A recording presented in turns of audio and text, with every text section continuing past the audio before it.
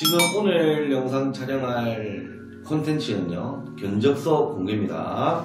여기가 브랜딩 기획 3기 B 현장인데, 여기는 컨셉이 좋아요. 이게 셀링 포인트가 좋습니다. 지금 스테이가 지금 많이 우후죽순 생겨나면서 코스트나 가격 경쟁도 많이 떨어지고 있는 그런 시기인데, 겨울에도 운영을 잘 할 수 있도록 해야 되겠다라고 판단을 해서 여기 넣은 게 노천탕을 넣었어요. 보통 미온수라 하면은 32도 정도 되죠.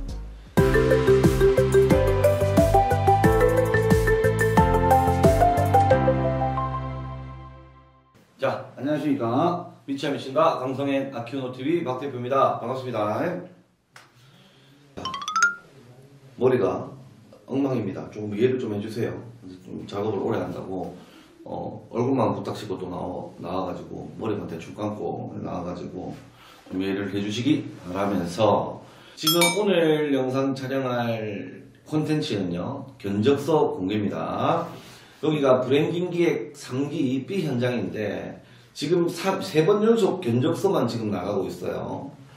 다음 콘텐츠, 다음 주에 찍을 콘텐츠도 아마 견적서 형태가 될 겁니다. 끝나고 있는 공사들은 차차 지금 잘 정리해가지고 준공까지 달려가고 있고, 끝난 현장도 있고, 자, 지금은 또 이제 견적서를 이렇게 막 공개하면서 시작될 공사들에 대해서 소개하는 시간이죠. 지금 이 브랜딩 기획 3기 B 현장도 허가받는 중에 있습니다. 그래서 시기는 딱 괜찮은 것 같아요. 이제 좀 우정만 조금 지나가고 나면 조금 그래도 날이 풀리지 않겠나 하는 생각이 드는데, 시기는 딱 적정한 시기에 공사를 시작할 것 같다라는 생각을 하면서, 저희가 상담을 하거나 면담을 하게 되면 예산을 정해요. 클라이언트하고 저희하고 얼마의 공사를 할 거다라고 예산을 정하는데, 이 예산을 정하는 이유가 뭐 애청자분들은 아시겠지만, 제가 설계만 한다, 디자인만 한다 라고 본다면 공사 금액이 얼마가 되더라도 이쁘게만 그리면 되잖아요. 클라이언트가 만족하게끔만 그리면 되잖아요. 근데 시공도 같이 하기 때문에 클라이언트가 생각지도 못한 그 금액을 던졌을 때 서로가 이제 얼굴 붉힌 상황이 벌어지고 하기 때문에, 저희 같은 경우 예산을 잡고 갑니다. 설계, 인테리어, 건축 전부 다 조경까지 싹 다 포함 얼마에 할래요? 라고 해서 예산을 정합니다. 이번 현장도 다행스럽게도 그 예산에 맞게끔 정리가 되었습니다. 브랜딩 기획 3기 B 현장 같은 경우에는 요 위에 링크가 다 있어요. 이쪽에 이렇게 뜹니다. 뜨기 때문에 그거 한번 확인하시면서 이 견적을 보면 좀 참고할 수 있지 않을까 하는 생각입니다. 그래서 견적서를 한번 지금 바로 보도록 할게요. 자, 보시면 지금 견적이 7억 7천 나왔어요. 여기에는 이윤과 세금이 빠져있다, 별도다 참고하시면 됩니다. 그래서 순공사비는 7.7억 2천 정도 나가겠네요. 여기는 컨셉이 좋아요. 이게 셀링 포인트가 좋습니다. 지금 스테이가 지금 많이 우후죽순 생겨나면서 코스트나 가격 경쟁도 많이 떨어지고 있는 그런 시기인데, 겨울에도 운영을 잘 할 수 있도록 해야 되겠다라고 판단을 해서 여기 넣은 게 노천탕을 넣었어요. 보통 미온수라 하면은 32도 정도 되죠. 겨울철에는 한 36도 정도 되는 걸로 알고 있습니다. 근데 겨울에는 몇 도란다? 40도에서 42도. 수영장에서 노천을 즐길 수 있게끔 물 온도를 굉장히 올려가지고 겨울에도 좀 활성화시킬 수 있도록 할 예정입니다. 그래서 셀링 포인트가 되죠. 가설공사는 5,400, 토공사 3,400, 골조공사 3억 1,300, 중요한 게 골조, 방수 해서 쭉 해서 7억 7,200이 나오게 되고요. 조금 더 상세하게 보면 뭐 제가 일일이 하나부터 열까지 다 설명드리기에는 조금 내용이 많죠. 그래서 이 내용은 댓글 달아주시는 대로 파일을 받아서 직접 눈으로 보시는 게 좋을 것 같다라고 생각하고요. 몇 가지만 제가 포인트로 한번 잡아볼게요. 가설공사 내에는 컨테이너, 규준틀, 비계, 강동바리, 목매기, 현장정리 등등 해서 총 5,400만 원에 나와 있는 사항이고요. 그리고 기초토목공사에서는 이렇게 토목공사에 대한 우호수, 관로공사 등등 이렇게 있습니다. 골조공사, 우리 평당 얼마예요? 이거는 지금 이제 많이들 안 물어보세요. 이렇게 인식들이 굉장히 좋아지셔가지고 평당 얼마입니까는 잘 안 물어보시고, 개념의 이해가 조금 더 필요하다라고 저희 좀 느껴지는 부분이, 우리가 50평짜리 건물을 짓는다고 해서 50평만 공사를 하는 게 아니거든요. 예를 들어서 100평이에요. 여기서 건폐율이 뭐 50%로 할게요. 50%는 없거든요. 근데 이해하기 좋게 50%로 할게요. 50%는 없습니다. 그래서 그러면 건물은 50평 바닥을 앉힐 수가 있다는 거죠. 그러면 50평 건물을 짓는다고 해서 50평만 딱 공사를 할까요? 그게 아닙니다. 그 잔여 공사 부지가 50평이 더 남죠. 스테이라든지 어떤 상업 건물을 하기 위해서는 소비자들이나 아이들이 좋아할 수 있는 그런 공간들을 형성을 해줘야 됩니다.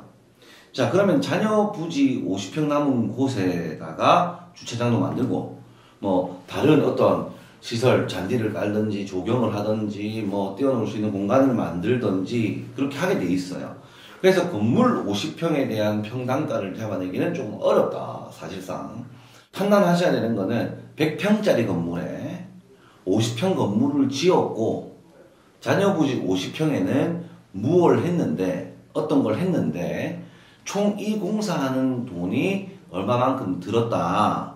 그러면 건물에 대한 가치를 딱 따로 보기는 좀 힘들고, 이 100평에 대해서 공사하면서 이만큼 들었다, 평당가는 얼마 정도 나온 것 같다 라고 인식이 돼야 되는 거예요.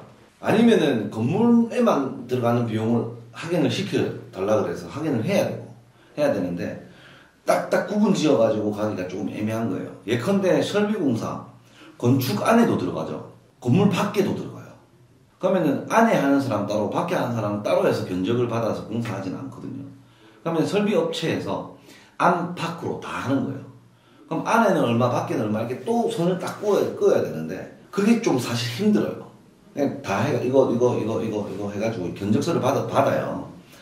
그러면 이게 안에 공사일까, 밖에 공사일까를 또 고민해야 된단 말이에요. 사실 그거는 뭐, 굳이 그렇게 할 필요가 없는 일을 또 하는 일이니까, 구분하기 사실 조금 힘든 게 없지 않아 있다라고 판단하시면 됩니다. 자, 골조 공사 내에도 보시면은 이 건물에 대한 공사가 있고, 외부 수공간 일체, 외부 수공간도 있죠.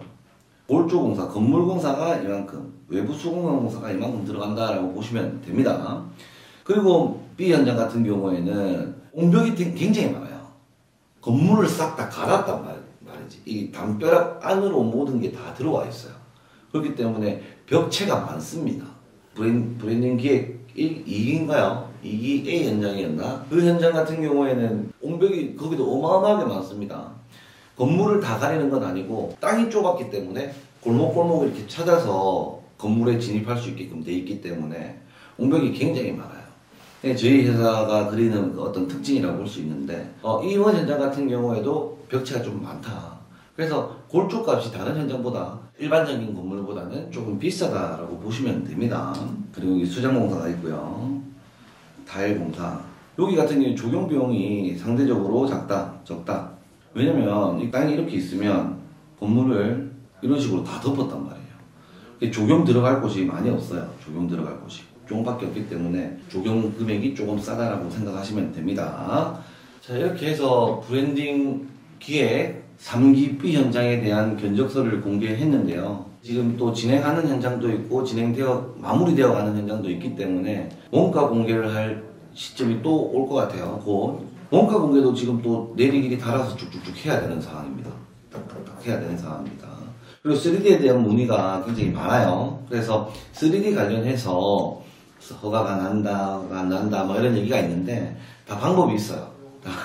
허가 날 수 있게 하는 방법들도 있고, 3D에 희망이 있거나, 3D 건축에 희망이 있거나, 3D가 궁금하신 분들에 대해서 다 모여서 한번 대하는 것도 좋을 것 같다라는 생각이 들어요. 한 명 한 명 만나서 다 말씀드리기는 너무 힘드니까 다 같이 한 자리에 모여서 논리들이나 건축의 방법들, 그리고 형태들, 그리고 안전성, 그리고 허가의 방법, 이런 것들에 대해서 한번 쭉 심도 있게 스터디하는 시간을 한번 가져보는 것도 나쁘지가 않은 것 같습니다. 그래서 시간이 되시는 분들에 한해서, 관심이 있는 분들에 한해서 관련된 내용을 가지고 한번 스터디를 해볼까 생각을 하고 있습니다.